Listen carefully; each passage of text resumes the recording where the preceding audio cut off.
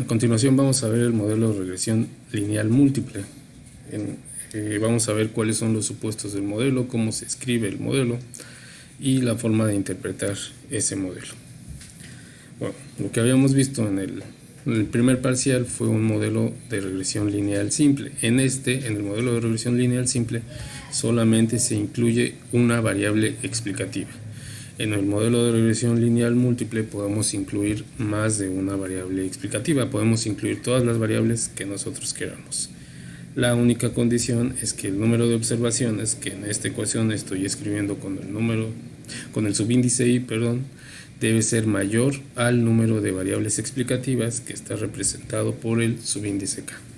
Por ejemplo, imaginen o piensen en la ecuación de consumo keynesiana, en donde y representa el consumo y x representa el ingreso disponible.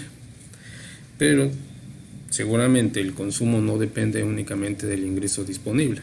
Podría depender, además del ingreso disponible, de otras variables como la edad del individuo, la escolaridad, a lo mejor el estado civil, si es casado o si tiene familia, el número de hijos y otra serie de variables que podríamos incluir en nuestro modelo. Entonces, el ingreso disponible representado por y estaría afectado por otras variables aparte del el consumo que está representado por y estaría explicado por otras variables adicionales al ingreso disponible. Entonces, esa es la principal diferencia que hay entre un modelo de regresión lineal simple y un modelo de regresión lineal múltiple. Lo que lo hace múltiple es que hay múltiples variables explicativas. Y pues la forma de estimación es muy parecida. Sin embargo, para estimar este modelo, pues utilizaremos parte de lo que ustedes investigaron de algunos temas de álgebra lineal. Algo muy importante que deben de observar es que en el modelo de regresión lineal múltiple hay k más 1 parámetros. Observen, yo estoy incluyendo k variables explicativas. Cada una de las variables explicativas tiene asociada un parámetro.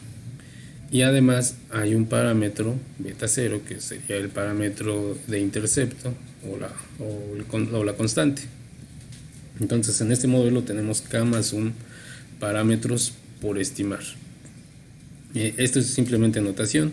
Podríamos empezar con beta 1 y asociar a x1 beta 2, asociar a x3 beta 3 y así sucesivamente. En este caso yo inicié en beta 0, continué con beta 1 y llegué hasta beta k. Si hubiéramos iniciado en beta 1, pues el último parámetro sería beta k más 1. Entonces hay k más 1 parámetros. Beta 0 recibe el nombre de intercepto o de constante y representa el efecto de todas las variables que no estamos incluyendo en nuestro modelo sobre y.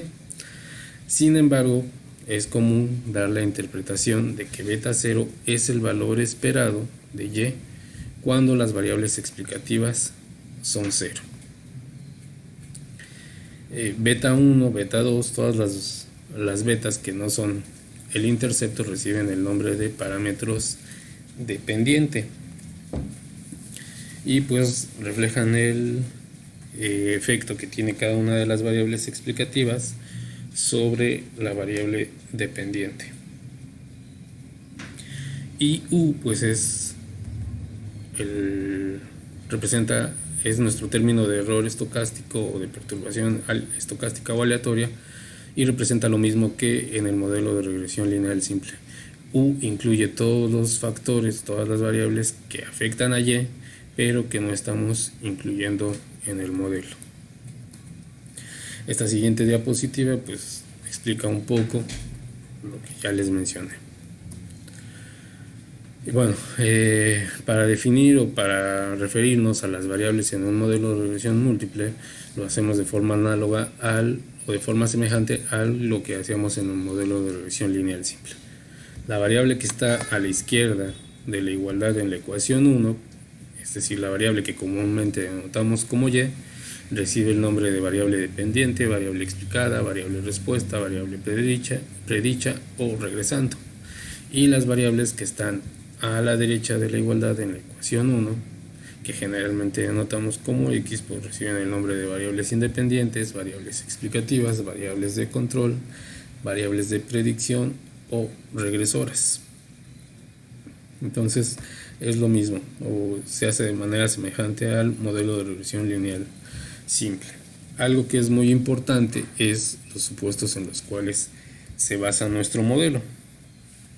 El primer supuesto es que las covarianzas entre el término de error o el término de perturbación estocástica y cada una de las variables explicativas es cero. Esto quiere decir que los términos de error y las variables explicativas no están correlacionadas.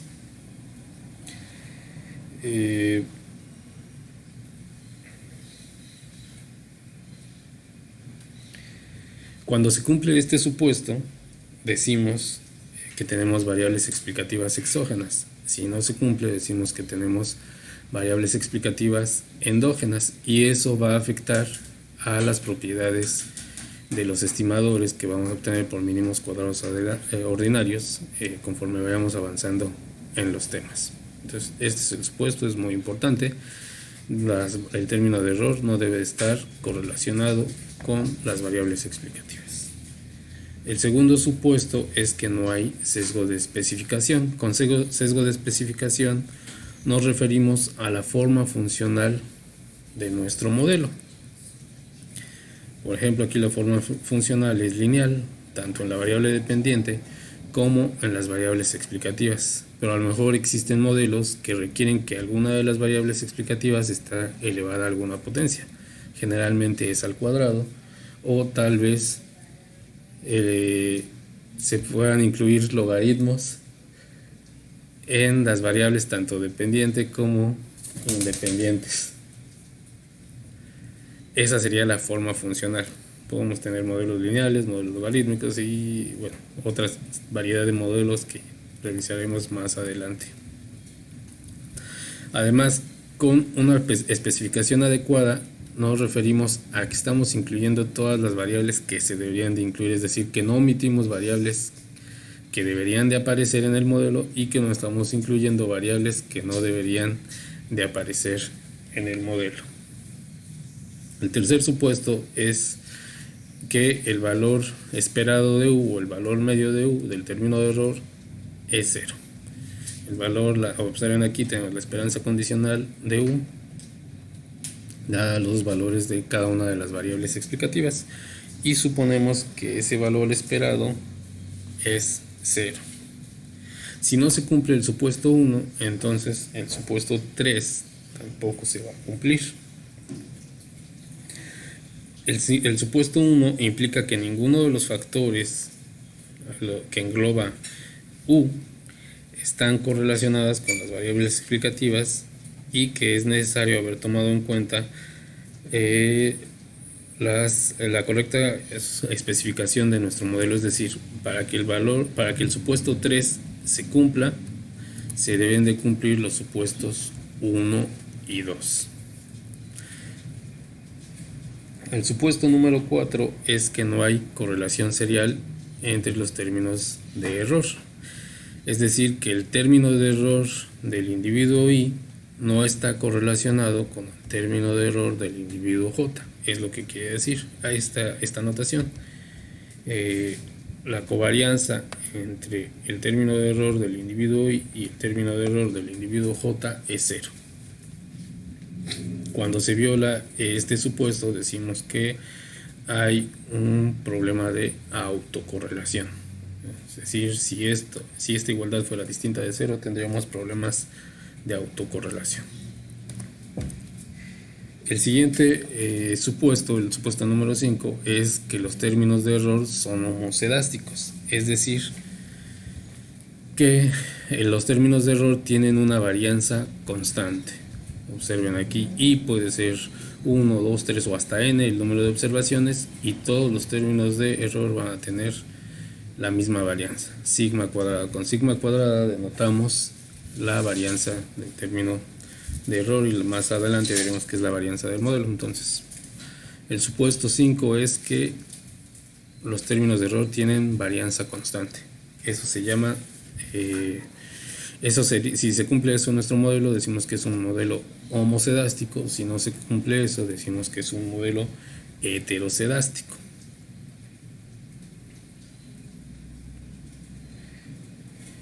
El supuesto número 6 es que no hay colinealidad exacta entre las variables explicativas, es decir, no hay una relación lineal exacta entre un par de variables explicativas.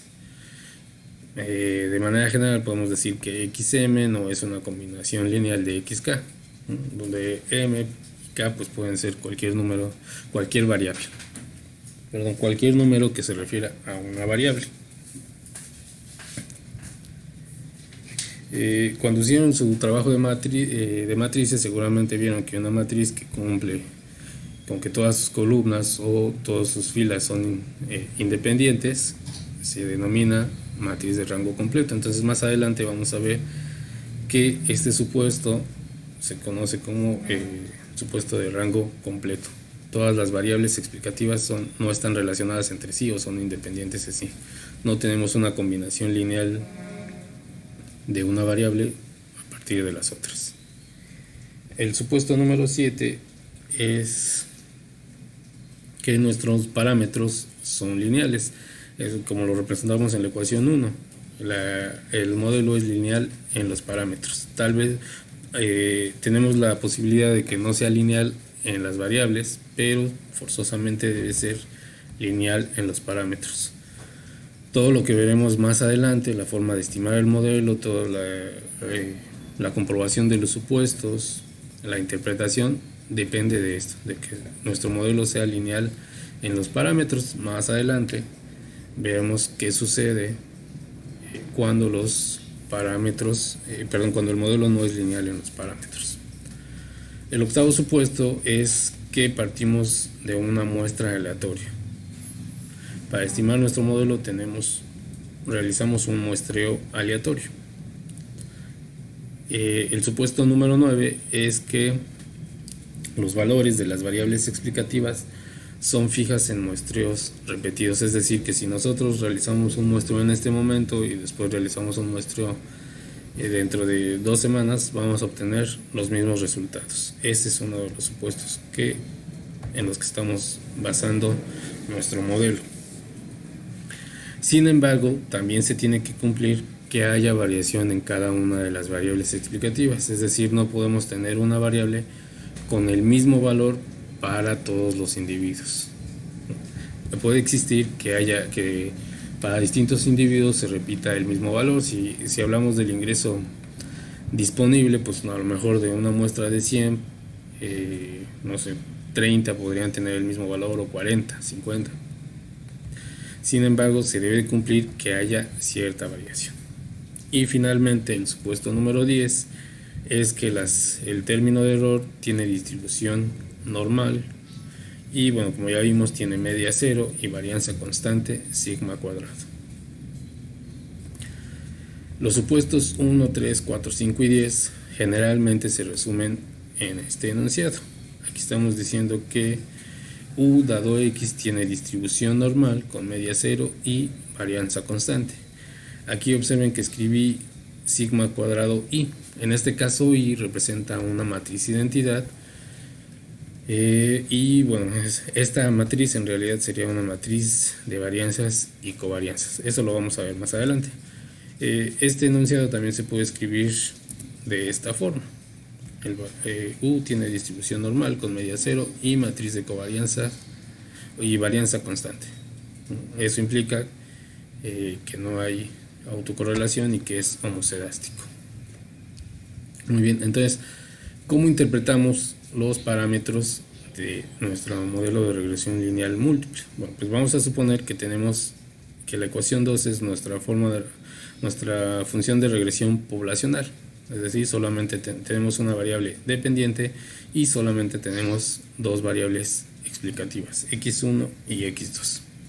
Entonces, si se cumplen los supuestos que ya vimos y tomamos la esperanza en esta ecuación, la esperanza en ambos lados, Esto es lo que tenemos, es la esperanza condicional. La esperanza condicional de y dado de x es igual a esta otra esperanza condicional. Pero recuerden que dijimos que las variables explicativas son fijas y los distintos parámetros son constantes desconocidas, pero constantes.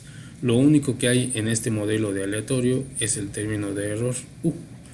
Por lo tanto, el operador esperanza solo aplica sobre el término de error y mantenemos la esperanza condicional.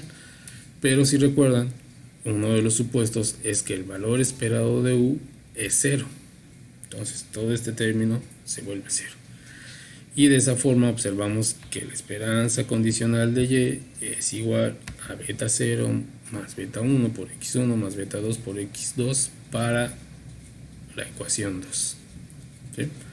Entonces nuestro modelo o nuestras variables explicativas en realidad más el intercepto en realidad representan la esperanza condicional de y. ¿Y esto para qué nos sirve? Bueno, antes de ver para qué nos sirve, vamos a ver que si estimamos el modelo, la ecuación 2, obtenemos esto. Esta es la función de regresión muestral. Estos ya son los valores estimados de la ecuación 2. Esta es nuestra función de regresión poblacional y esta es nuestra función de regresión muestral. Observen que aquí tanto los parámetros beta 0, beta 1 y beta 2 como y, les estoy escribiendo un gorrito arriba, lo que significa que son valores estimados. Y como habíamos dicho, beta 0 representa el valor esperado o el valor predicho de y cuando x1 y x2 es igual a 0. Esta es la interpretación que comúnmente se le da. Aunque como les mencioné arriba, pues es el efecto de todos los valores que no se están incluyendo en el modelo. Pero esta es la interpretación que se le da. El valor esperado de y cuando las variables explicativas son 0. Como ya les había comentado también, beta 1 y beta 2 representan los coeficientes dependientes o coeficientes de regresión parcial o coeficientes parciales dependientes. Entonces, a partir de la ecuación 3 observamos que las variaciones en y están explicadas por las variaciones en x1 y variaciones en x2. Nuevamente recuerden que beta 0, beta 1 y beta 2 son constantes, entonces beta 0 no tiene variaciones, beta 1 y beta 2 tampoco. Lo que sí tiene una variación pues son las variables que estamos incluyendo en el modelo, y, x1 y x2. Entonces a partir de esta expresión podemos obtener el cambio predicho en y dado los cambios en x1 y los cambios en x2. Y la interpretación que comúnmente se hace a las variables es la siguiente. Supongan que mantenemos x2 fija, de forma que no hay una variación en ella, es decir, la variación de x2 es igual a 0. Entonces, las variaciones de y vienen explicadas únicamente por las variaciones en x1. Es decir, beta 1 mide el cambio en el valor esperado o en el valor medio de y, que denotamos de esta forma, por una unidad de cambio en x1 permaneciendo x2 constante. De forma análoga, si mantenemos x1 fijo, es decir, la variación en x1 es 0, entonces los cambios en y únicamente están explicados por los cambios en x2. Entonces beta 2 mide el cambio en el valor esperado de y por una unidad de cambio en x2 cuando x1 permanece constante. Esa es la interpretación que damos y para eso debemos de tomar en cuenta las unidades de medida de cada una de las variables. A continuación vamos a ver un ejemplo sobre cómo llevar esto a la práctica. Entonces supongo que deseamos estimar una ecuación de inversión, por lo que se realiza la regresión de la inversión real medida en billones de dólares. Estas son las unidades de medida, billones de dólares, sobre una tendencia de tiempo que voy a denotar con la letra T. Entonces son 15 observaciones, por lo tanto esa tendencia de tiempo tiene los valores 1, 2, 3, 4 hasta el 15. Y el Producto Nacional Bruto Real medido en billones de dólares. Entonces, con estas tres variables podemos escribir nuestra función de regresión poblacional de esta manera.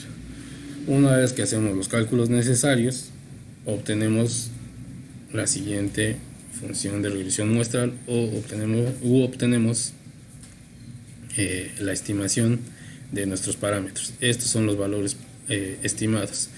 Menos 0.5 representa el valor estimado de beta 0, que sería beta 0 gorro.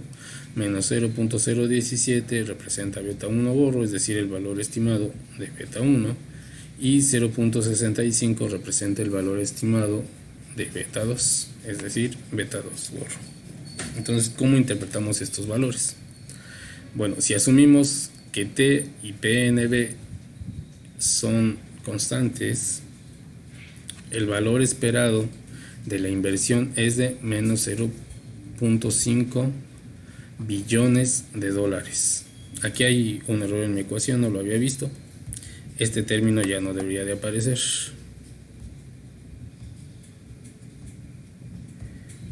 El término U ya no debería de aparecer. Bueno, que aparezca no importa, eso no afecta de momento. La interpretación es la que les voy a dar. Este término que está en amarillo no debería de aparecer. Entonces, si T es igual a 0 y si PNB es igual a 0, el valor esperado de la inversión es de menos 0.5 billones de dólares. Es decir, si no transcurre el tiempo y si no hay producción nacional bruta, pues esperamos que la inversión sea de menos 0.5 billones de dólares, que tal vez no tiene mucho sentido porque pues el tiempo avanza. Muy bien, ¿cuál es la interpretación del valor estimado de beta 1? Bueno, aquí vamos a decir que si el Producto Nacional Bruto permanece constante, entonces por cada año que transcurre, que está medido en años, nuestra tendencia en tiempo, por cada año adicional la inversión va a disminuir en 0.017 billones de dólares, que es, los billones de dólares son las unidades de medida de la inversión y las unidades de medida de T son años. Entonces, por cada año adicional, la inversión va a disminuir en 0.017 billones de dólares. Disminuye porque el signo es negativo. Entonces, de una forma parecida, hacemos la interpretación del valor estimado de beta 2. Si T permanece constante, entonces por cada unidad adicional del Producto Nacional Bruto Real, es decir, por cada billón de dólares adicionales en el Producto Nacional Bruto, la inversión va a crecer en 0.65 billones de dólares.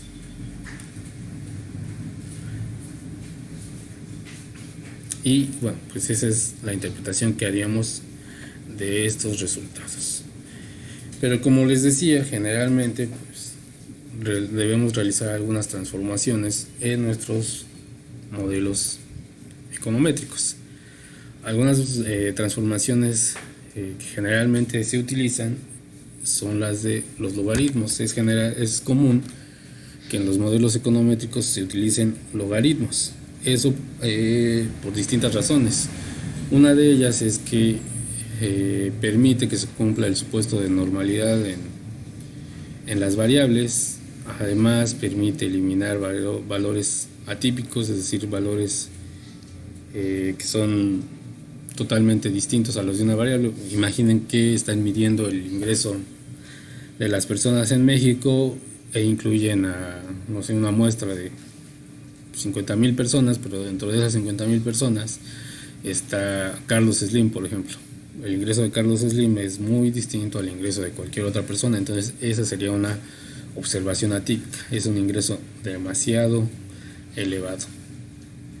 Entonces, por esos motivos es general que es común que se utilicen logaritmos en los modelos econométricos. Y bueno, Aquí está la referencia de esta tabla, aparece en el libro de Introducción a la Econometría de Goodrich. Les recomiendo que revisen la sección 2.4. Aparece en esa sección esta tabla y nos dice cómo se interpretarían los valores estimados de las variables.